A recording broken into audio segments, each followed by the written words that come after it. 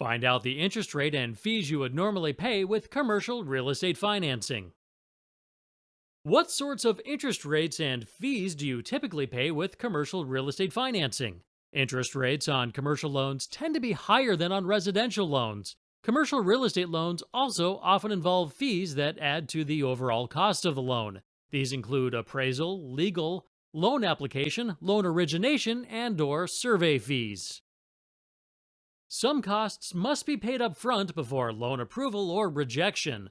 Others apply annually. A commercial real estate loan may have restrictions on prepayment. The intention is to preserve the lender's anticipated yield on a loan. If investors settle the debt before the loan's maturity date, chances are good that they will have to pay prepayment penalties. For more details, see the following Investopedia.com article.